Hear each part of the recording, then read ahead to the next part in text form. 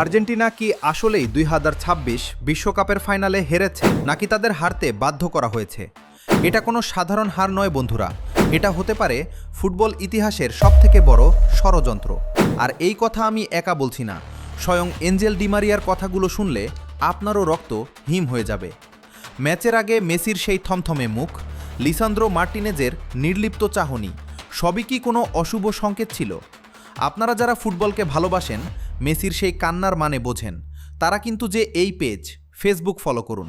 Follow না করলে কিন্তু আপনারা অনেক বড় কিছু মিস করবেন, কারণ ফুটবলের এমন ইনডেপথ ইনভেস্টিগেশন আর ভেতরের খবর আপনারা আর কোথাও পাবেন না। আজকের ভিডিওটি শেষ পর্যন্ত দেখুন, কারণ আজ আমরা ফুটবলের সেই অন্ধকার গলিতে ঢুকব যেখানে সত্যটা হয়তো ভয়ঙ্কর। ম্যাচের আগে এঞ্জেল ডি মারিয়া যখন ক্যামেরার সামনে এসে বললেন, যা ঘটেছে সেটা নিয়ে পরে ভাবা যাবে, তখনই একটা খটকা লেগেছিল। ২০২৬-এর সেই অভিশপ্ত ফাইনালের আগে ড্রেসিং রুমের পরিবেশ কি স্বাভাবিক ছিল? মেসির ভিডিওটা একবার ভালো করে লক্ষ্য করুন। লুইসা ডেল হিরো বা স্পেনের অন্য প্লেয়াররা যখন টানেলে হাসি মস্করা করছে, আর্জেন্টিনার প্লেয়ারদের মুখগুলো ছিল পুরোপুরি গম্ভীর। কেন? মেসি বলছেন, আমাদের শান্ত থাকতে হবে, এখন আমাদের স্রেফ খেলতে হবে। দাদা, এটা কি কোনো বিশ্বকাপের ফাইনালের আগে সচরাচর দেখা যায়? আর্জেন্টিনার মতো একটা আবেগপ্রবণ টিমের প্লেয়াররা ম্যাচের আগেই ভেঙে পড়ে আছেন। এনজো ফার্নান্দেজ তো রীতিমতো কাঁদছিলেন। কেন? ম্যাচের আগে কেন তিনি চোখের জল মুছছিলেন, এটার উত্তর কি কারো কাছে আছে? আপনারা কি মনে করেন এনজো কোনো বড় বিপদের আভাস পেয়েছিলেন? আপনার কি মনে হয় কমেন্টে এখনই জানান। এবার আসছি সেই সবথেকে রহস্যময় ঘটনায়, যা আমাদের সবার মাথার ফিউজ উড়িয়ে দিয়েছে। বন্ধুরা, ফাইনাল ম্যাচ চলাকালীন স্টেডিয়ামের ছাদে স্নাইপার রাইফেল নিয়ে ওটা কারা ছিল?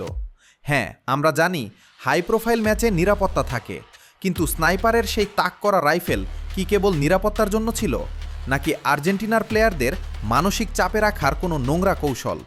এর পাশাপাশি আরও একটা বড় প্রশ্ন, ম্যাচ শুরুর আগে মেসি যখন অফ টার্গেট প্র্যাকটিস করছিলেন, অর্থাৎ ইচ্ছাকৃতভাবে গোলপোস্টের বাইরে বল মারছিলেন, সেটা কি স্বাভাবিক? যে মানুষটা জ্যামিতিক মাপে বল জালে পাঠাতে পারেন, তিনি কেন ফাইনালে এমনটা করছিলেন? তবে কি তাকে নির্দেশ দেওয়া হয়েছিল যে বল জালে পাঠানো যাবে না? ফুটবল দুনিয়ায় এমন অনেক মিল নকশা তৈরি হয় যা আমরা সাধারণ মানুষ কল্পনাও করতে পারি না। ম্যাচ শেষ হওয়ার পর আর্জেন্টিনার কোচ লিওনেল স্কালোনি যেভাবে ভেঙে পড়েছিলেন, সেটা কি কেবল হারের যন্ত্রণা? তিনি কাঁদছিলেন আর বলছিলেন, ম্যাচের আগে আমাদের সাথে যা ঘটেছে সেটা আমি আপনাদের ভাষায় প্রকাশ করতে পারবো না। বন্ধুরা, স্কালোনি ঠিক কী বলতে চেয়েছিলেন? কোনো সে অজানা শক্তি যা তাদের খেলার মাঠেও দাপট দেখিয়েছে? রদ্রিগো ডি পল ম্যাচের পরপর সোশ্যাল মিডিয়ায় লিখেছিলেন, সবাই মিলে আমাদের হারিয়ে দিল। সবাই মানে কারা? কেবল কি মাঠের 11 জন স্প্যানিশ ফুটবলার, নাকি গোটা একটা সিস্টেম? এনজো ফার্নান্দেজও লিখেছিলেন, কিছু জিনিস ফুটবলের রেজাল্টের থেকেও বড় হয়। এই বড় জিনিসটা আসলে কি? কেন বারবার প্লেয়াররা সরাসরি কথা না বলে রহস্য রেখে দিচ্ছেন? সবথেকে অবাক করা বিষয় কি জানেন? ২০২৬-এর সেই ফাইনালে স্পেনের গ্যালারি ছিল তাদের লেজেন্ড ফুটবলারের ঠাসা। জাভি, ইনিয়েস্তা, রামোস সবাই ছিলেন, কিন্তু আর্জেন্টিনার দিকে তাকালে আপনি কাউকেই দেখতে পাবেন না। না ছিল কোনো এক্স প্লেয়ার, না ছিল মেসির পরিবারের কেউ, এমনকি আন্তোনেল্লা বা মেসির বাচ্চারাও গ্যালারিতে ছিল না। কেন? মেসির পরিবার কেন এই ঐতিহাসিক ম্যাচে উপস্থিত থাকলো না? এটা কি কোনো কাকতালীয় ঘটনা, নাকি মেসি তার পরিবারকে কোনো সম্ভাব্য বিপদ থেকে দূরে রাখতে চেয়েছিলেন? বন্ধুরা, এটা ভেবে কি আপনাদের বুক কেঁপে উঠছে না? আমি আমার জীবনে আর্জেন্টিনা টিমকে এতটা অসহায় হয়ে খেলতে কোনোদিন দেখিনি। গোল অন টার্গেট 0, এটা কি মানা যায়? আর্জেন্টিনার 2 সেন্টার ব্যাক একই ম্যাচে ইনজুর্ড হয়ে গেলেন, অথচ ম্যাচের পর তাদের আবার দিব্যি দৌড়াদৌড়ি করতে দেখা গেল।